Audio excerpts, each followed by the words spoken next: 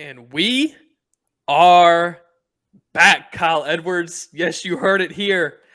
Welcome to the Pigskin Cafe. If this is your first time listening, thanks for taking time out of your day to hear us talk about the UT, University of Texas, and the University of Alabama. They play this week in Austin, Texas, which, if you remember a while back, UT was trying to kind of get the ball rolling a little bit, played LSU at home, didn't go so well. But I'll say, from an outside perspective, this is one of those games that a lot of people wish that they could go to. It's going to be a hard game to get in.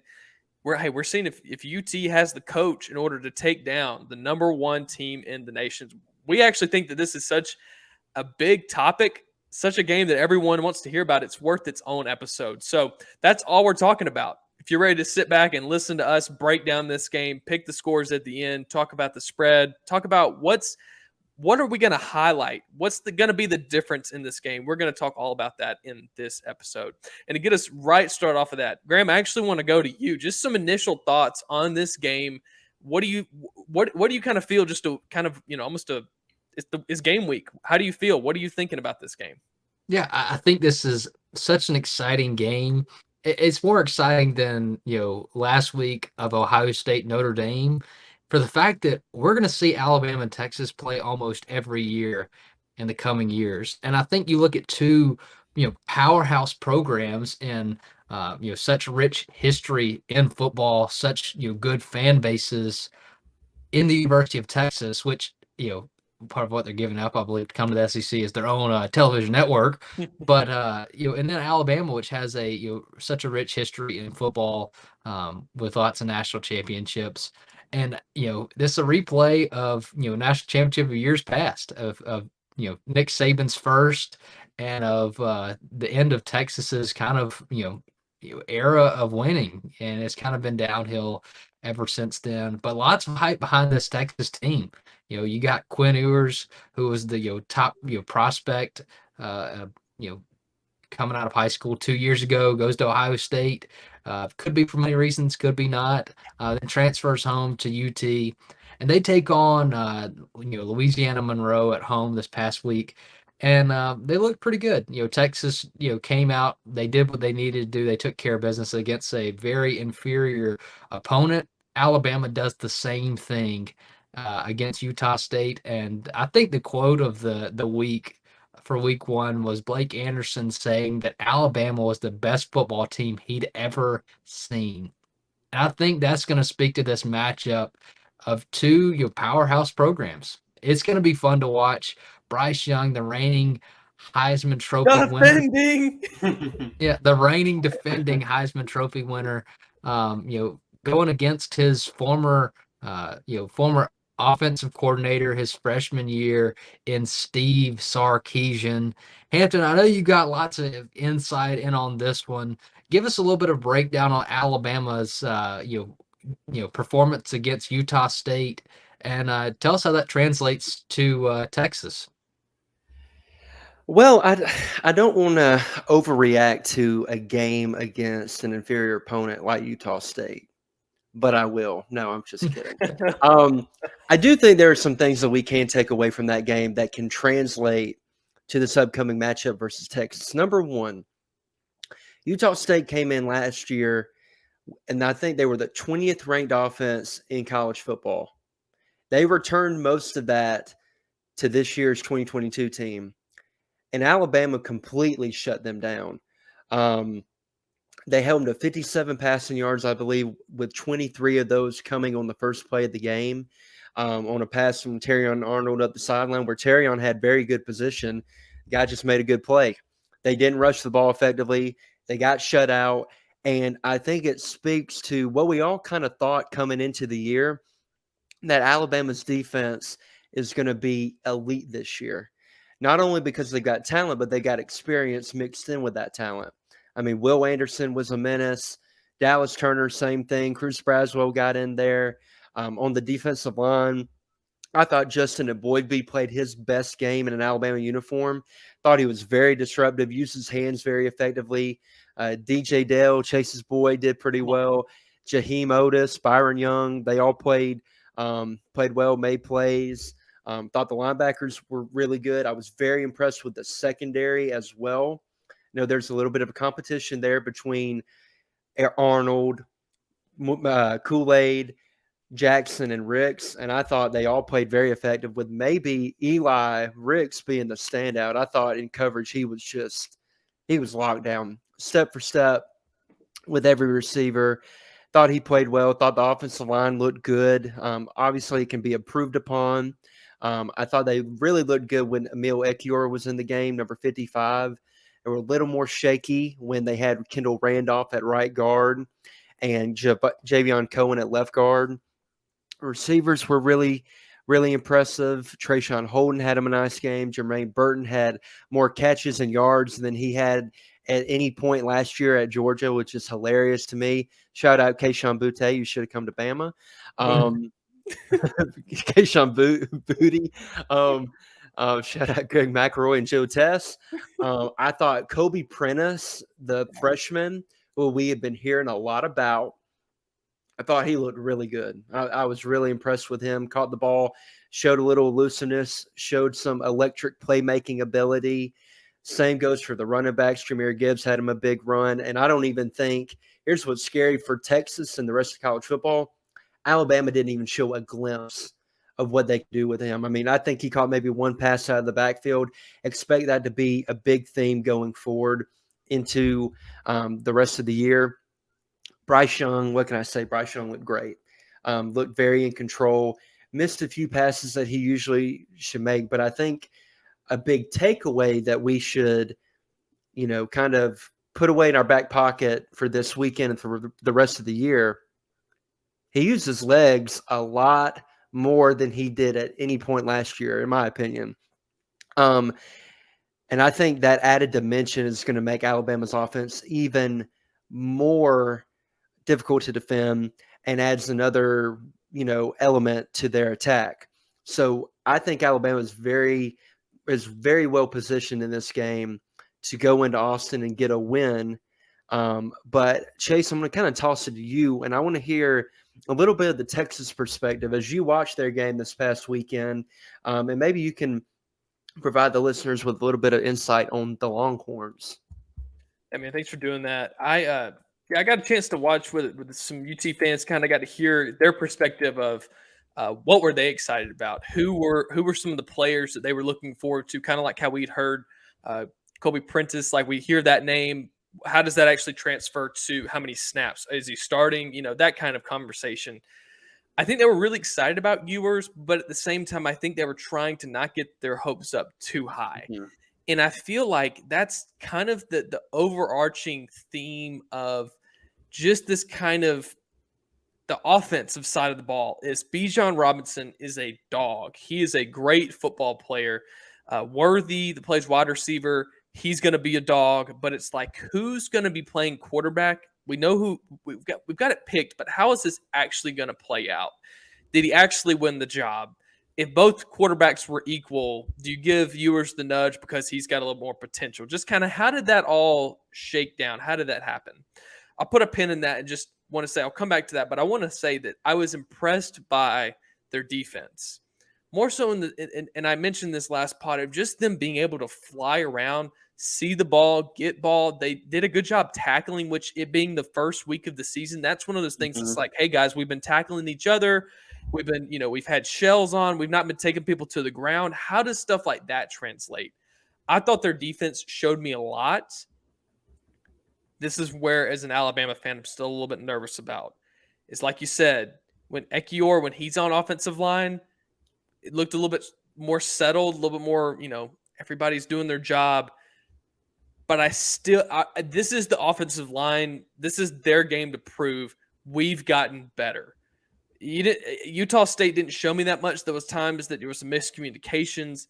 Mm-hmm. But if you looked at last year, you knew that Bama's weakness was their offensive line. And a team like Texas A&M playing in their house can beat you if you don't block well.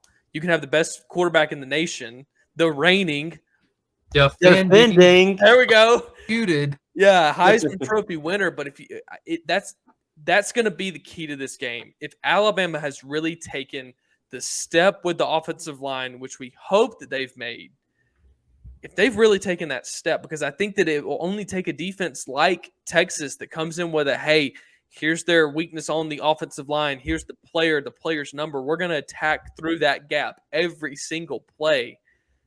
If Bama can make an adjustment and lock that down, I think Bama takes care of this. But that's the weak point. That is where UT can have a lot of success, make this into a really big ball game if our offensive line is just falling apart again. I have hopes, but I think that's really the key to the game is Alabama's offense, and then how Texas wants to blitz kind of their defensive line, their linebackers. I think that that's really what this is going to come down to. I'll just take, like I said, I was going to circle back to Quinn Ewers. When I watched him, he doesn't play with a ton of confidence, and I don't say that as a lack of skill. I think when you look at this guy, it just feels like he's got a lot going on. He's graduated from high school early, goes to Ohio State, it doesn't work out. He's trying to manage, let's just speculate and say finances, and it's like this is a freshman in college who knows that he has to prove and be that person everybody wants to be. I feel like he's just got a lot on his shoulders. I feel like this game can be what he makes it. I hate to say it, this game goes really poorly. Everybody's going to talk about how he's a bust, how it's going to be a big conversation around him. I hope the best for him, but the leadership qualities, there's a lot of things that, again, I feel like a lot of weight on his shoulders. I've talked a lot about this. Hampton, are you the one that gets to talk about this next? I've talked so long, I can't remember who talked before me. I think we can kick it to Graham. Graham, you give us a little bit of your take, and then give us the score prediction. Who do you got winning this game, man? Yeah, Chase, just to respond to what you just said. I mean, it's really hard to be confident in your game when you don't know where your car's at afterwards. It's taken away. That was, yep. You don't know. His car got towed during the game, which is very odd. But I guess he's not above the law. So I guess Texas culture over talent. That's right. That's right. Man, I'm excited for this one. Alabama is favored by 20.5 points, which is almost 3 touchdowns. It went up. It opened at 18. So it went up. The over-under is at 61.5 points. So they're expecting a lot of scoring. But I'm not expecting 62 points. I've got Alabama winning this one 45-16, which is 61 points. So I'm going to take Alabama's. I'm going to take Alabama with the spread. I think they're going to cover by 21 at least. But as of right now, the over/under for point totals is 61.5. I don't think it's going to reach that. I think Texas offense is just going to be kind of wrapped up by that defense you talked about, Hampton, and I think Alabama wins this one pretty handily, 45-16. Hampton, score prediction, and if you want to place some quote unquote bets, what would you pick? Well, I'm going to go Alabama in this one. I'm going to go Shocker. I know. I think my score is going to be 41-20, and I've got. I literally just wrote that in the chat. No, you didn't. No, I mean, look, I can send it. I didn't. It must have been in some sort of a delay. All right. Well, I guess I'll come up with a new score. Talk for a second so I can think about this. I need to come up with a new score. Did I hit it bang on the money? Yeah, I'm just here. I didn't add anything to that. Great minds think alike, brother. Right. I've got Texas getting a late touchdown to kind of get to that 20 points. And I think Sark is going to do a good job of scheming up a game plan that is going to take advantage of some, deficiencies within the Alabama defense, mainly try to get favorable matchups with their tight end, with their running backs on linebackers. And I think they're going to have some success. But I did watch a few highlights from that Texas-Louisiana Monroe game. And Chase, I may be off base. I was not very impressed with Texas's offensive line. They looked like they were giving allowing some pressure versus that La Monroe front. And I hate to tell them, this front that they're facing on Saturday is probably going to be the best one they face all year. It's one of the best Alabama's had in 5 or 6 years, in my opinion.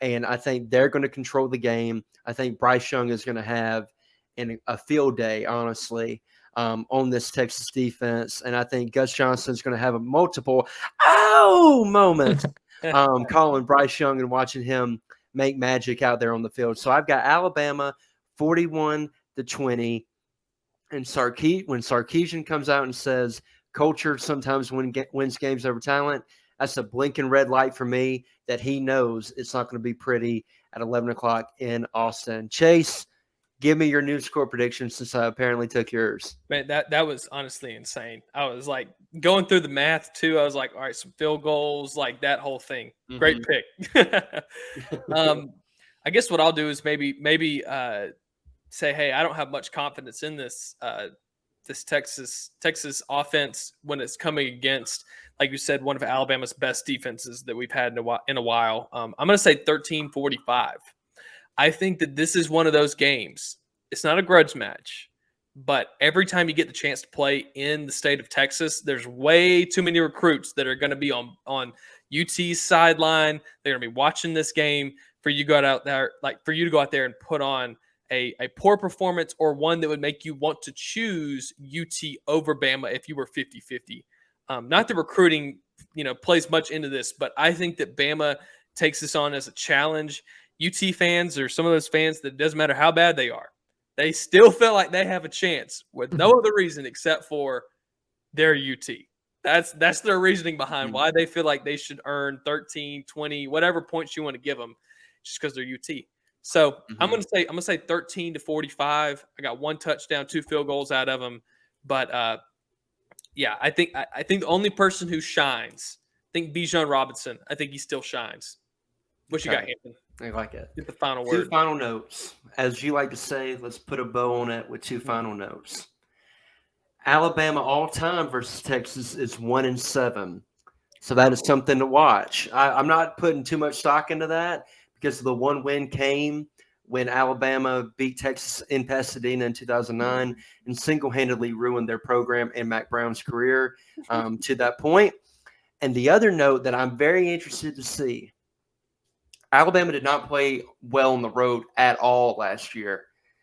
Florida, they were terrible. Texas A&M, they lost. Auburn played awful on the road.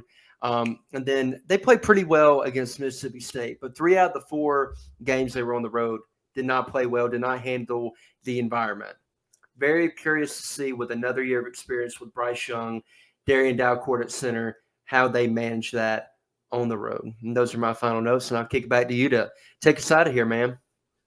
Thank y'all for making this a part of your day. I hope that this is everything that you've wanted, just to be able to make this a fully devoted UT Alabama. We are looking forward to this game. There's some bragging rights that go along with this. It's legacy, it's program success.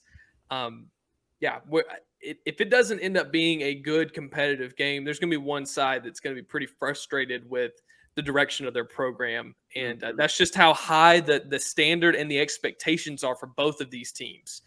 The winning team might have frustration when it comes to the standards and expectations that their fans have. But all that to say, hope that you've enjoyed that. I hope that you've enjoyed tuning in this week. And the Pigskin Cafe is closed for now. But until then, chew on that.